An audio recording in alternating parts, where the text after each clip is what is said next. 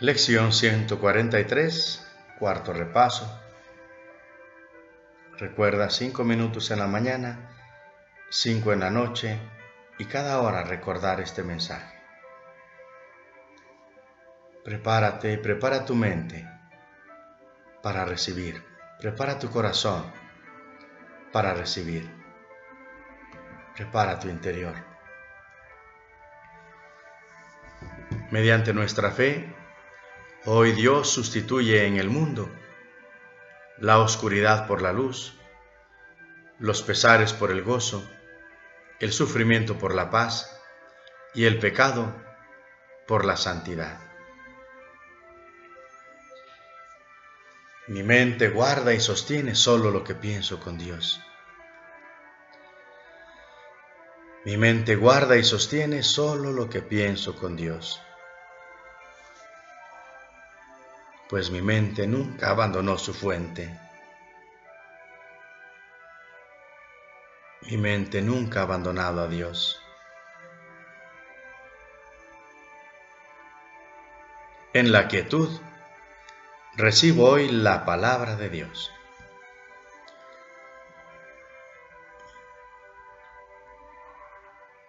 En la quietud, recibo hoy la palabra de Dios. Todo lo que doy es a mí mismo a quien se lo doy.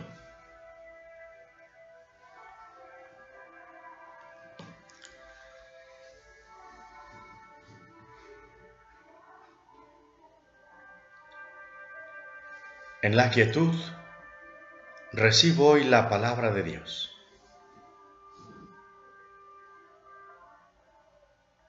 Y todo lo que doy es a mí mismo a quien se lo doy.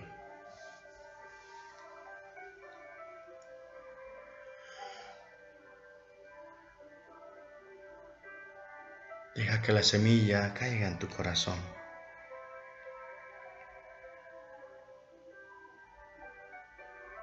Escucha la voz de tu Padre, escucha la voz del Espíritu Santo.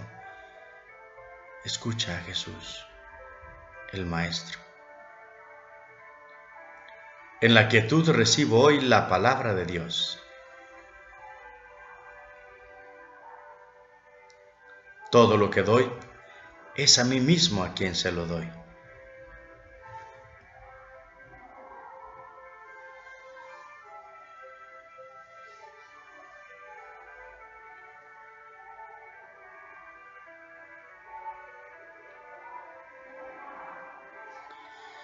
En la quietud recibo hoy la palabra de Dios.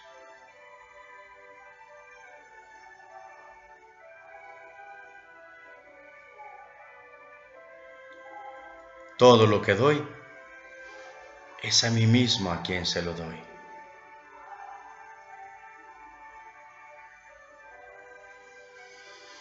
Y deja que resuene en tu interior el mensaje de hoy. En la quietud de corazón, en mi silencio interior, recibo hoy la palabra de Dios.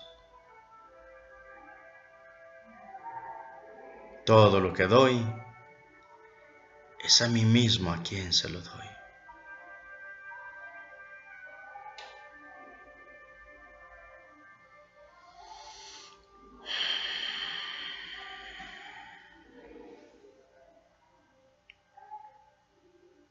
Deja cualquier ruido que esté a tu alrededor, déjalo que se vaya, déjalo que pase. Eso no tiene que inquietarte. En la quietud,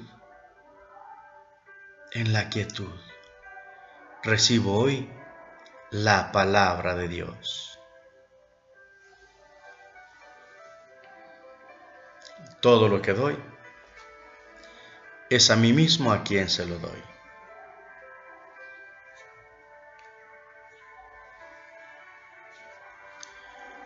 Todo lo que doy es a mí mismo a quien se lo doy.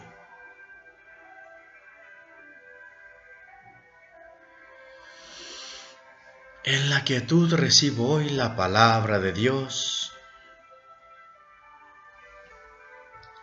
Todo lo que doy es a mí mismo a quien se lo doy.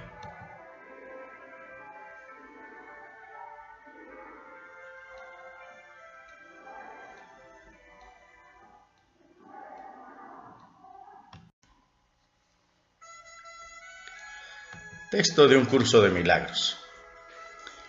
La negación de Dios. Los ritos del Dios de la enfermedad son extraños y muy estrictos.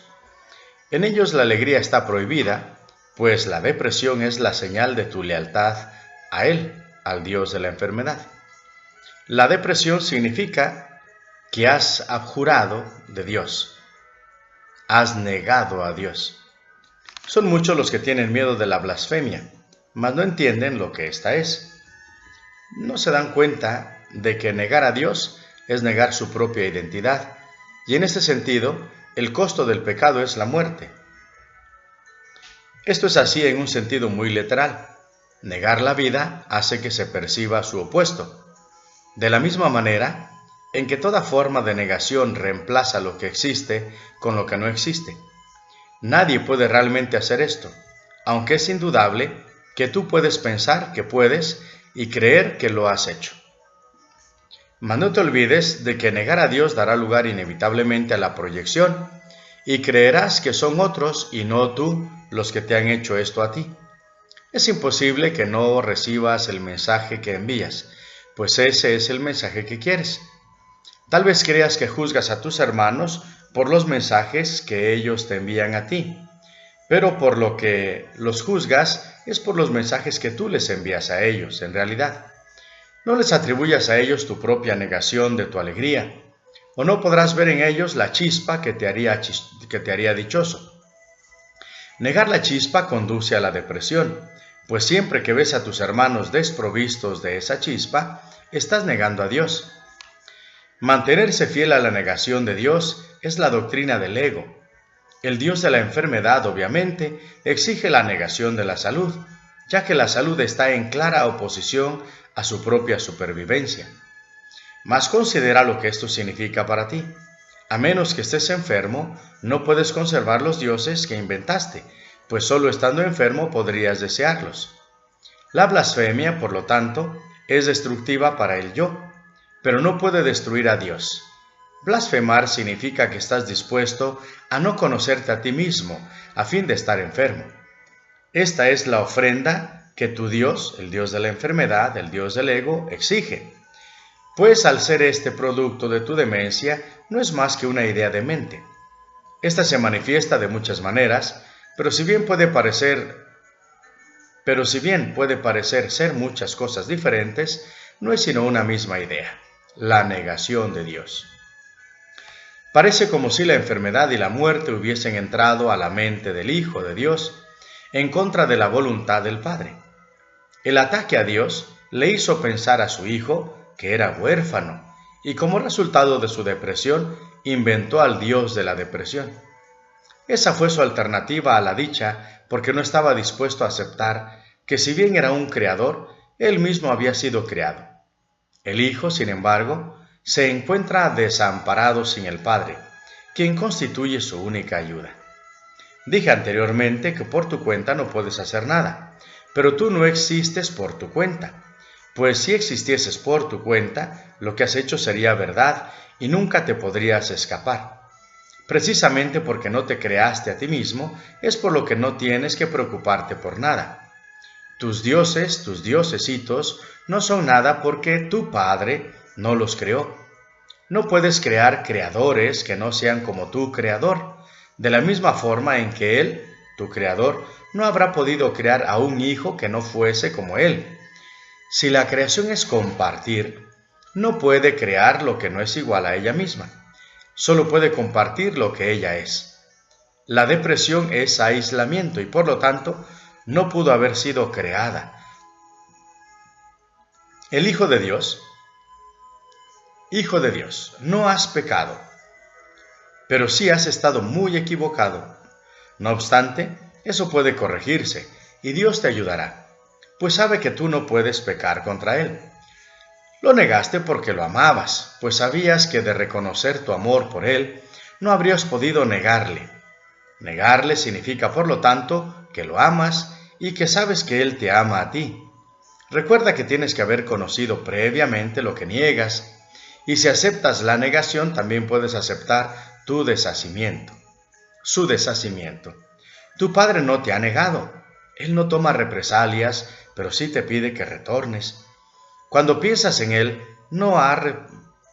Cuando piensas que Él no ha respondido a tu llamada, es porque tú no has respondido a la suya. Te llama desde cada parte de la filiación, te llama desde cada parte de la creación, debido al amor que le profesa a su Hijo. Si oyes su mensaje, Él te habrá respondido, y te harás consciente de Él si escuchas debidamente. El amor de Dios está en todo lo que Él creó, pues su Hijo está en todas partes. Contempla a tus hermanos en paz, y Dios no se demorará, no se tardará ni un instante en llegar a tu corazón como muestra de agradecimiento por la ofrenda que le haces. No recurras al Dios de la enfermedad para curar, sino solo al Dios del amor, pues curar significa que lo has reconocido. Cuando lo reconozcas, sabrás que Él nunca ha dejado de reconocerte y que en su reconocimiento de ti radica tu ser. No estás enfermo ni tampoco puedes morir, pero te puedes confundir a ti mismo con cosas que mueren. Recuerda, no obstante, que estás contemplando sin amor a Dios y a su creación, de la cual Él no puede estar separado. Solo lo eterno puede ser amado, pues el amor no muere. Lo que es de Dios es suyo para siempre, y tú eres de Dios. ¿Cómo iba Él a permitirse a sí mismo sufrir? ¿Y cómo iba a ofrecerle a su Hijo algo que no fuese aceptable para Él? Si te aceptaras tal como Dios te creó, sería imposible que pudieras sufrir. Sin embargo, para aceptarte tal como Dios te creó, tienes que reconocerlo a Él como tu Creador. Esto no se debe a que negarte a ello. Esto no se debe a que de negarte a ello se te fuese a castigar. Se debe simplemente a que reconocer a tu Padre es reconocerte a ti mismo tal como eres. Tu Padre te creó completamente libre de pecado, completamente libre de dolor y completamente a salvo de todo sufrimiento. Te voy a repetir esto. Tu Padre te creó completamente libre de pecado, completamente libre de dolor y completamente a salvo de todo sufrimiento. Si niegas a tu Padre, estarás invitando al pecado, al dolor y al sufrimiento a tu mente debido al poder que Él te dio. Tu mente es capaz de crear mundos, pero puede también negar lo que crea porque es libre. No te das cuenta de cuánto te has negado a ti mismo, ni de cuánto Dios en su amor desea que no sea así. No obstante, Dios no interferiría en tus decisiones porque no podría conocer a su Hijo si éste no fuese libre. Interferir en tus decisiones sería atacarse a sí mismo, y Dios no está loco. Cuando tú lo niegas a Él, eres tú el que está loco. ¿Desearías que Él compartiese tu demencia, tu locura? Dios nunca dejará de amar a su Hijo, y su Hijo nunca dejará de amar a su Padre. Esa fue la condición bajo la que la creación de su Hijo tuvo lugar, la cual quedó establecida para siempre en su mente. Reconocer esto es cordura. Negarlo es demencia. Dios se dio a sí mismo a ti en tu creación, y sus dones son eternos. ¿Te negarías acaso a entregarte a Él? Como resultado de las ofrendas que le haces, se le restituirá el reino a su Hijo. Su Hijo se excluyó a sí mismo de su don al negarse a aceptar lo que había sido creado para Él y lo que Él había creado en el nombre de su Padre. El cielo espera su retorno, pues fue creado para ser la morada del Hijo de Dios. Tú no te sientes a gusto en ninguna otra parte ni en ningún otro estado.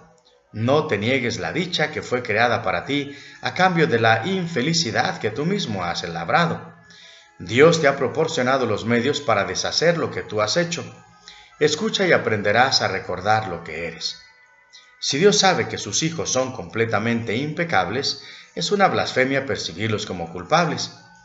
Si Dios sabe que sus hijos no pueden sufrir dolor alguno, es una blasfemia percibir sufrimiento en cualquier parte. Si Dios sabe que sus hijos son completamente dichosos, es una blasfemia sentirse deprimido. Todas las ilusiones y las múltiples formas que la blasfemia puede adoptar son negativas a aceptar la creación tal como es. Si Dios creó a su Hijo perfecto, así es como debes aprender a considerarlo para que puedas conocer su realidad. Y como parte de la filiación, así es como tienes que considerarte a ti mismo para que puedas conocer la tuya. No percibas nada que Dios no haya creado o lo estarás negando. Repito, no percibas nada que Dios no haya creado o lo estarás negando a Él.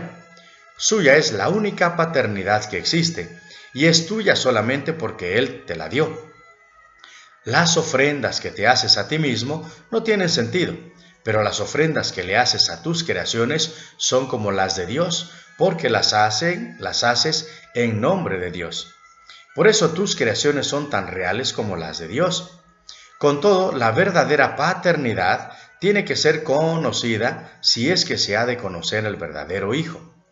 ¿Crees que las cosas enfermizas que has fabricado son tus verdaderas creaciones porque crees que las imágenes enfermizas que percibes son los hijos de Dios? Solo aceptando la paternidad de Dios tendrás algo, porque su paternidad te lo dio todo. Por eso es por lo que negarlo a Él, a Dios, es negarte a ti mismo. La arrogancia es la negación del amor, porque el amor comparte y la arrogancia no. Mientras ambas cosas te parezcan deseables, el concepto de elección, que no procede de Dios, seguirá contigo.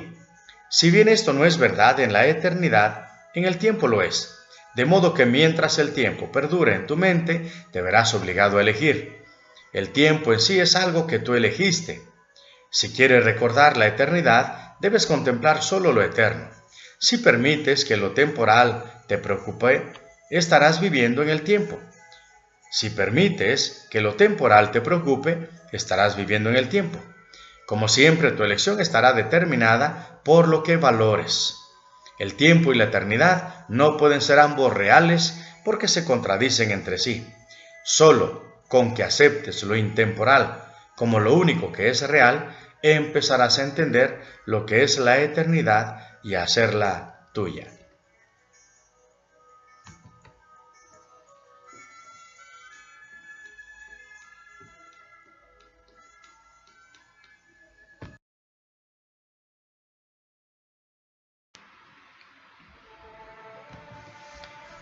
Manual para el maestro de un curso de milagros. ¿Tiene siempre lugar la curación? Sí, la curación siempre tiene lugar. Es imposible dejar que las ilusiones se lleven ante la verdad y al mismo tiempo conservarlas. La verdad demuestra que las ilusiones no tienen ningún valor. El Maestro de Dios ha visto la corrección de sus propios errores en la mente del paciente, al reconocerla como lo que es.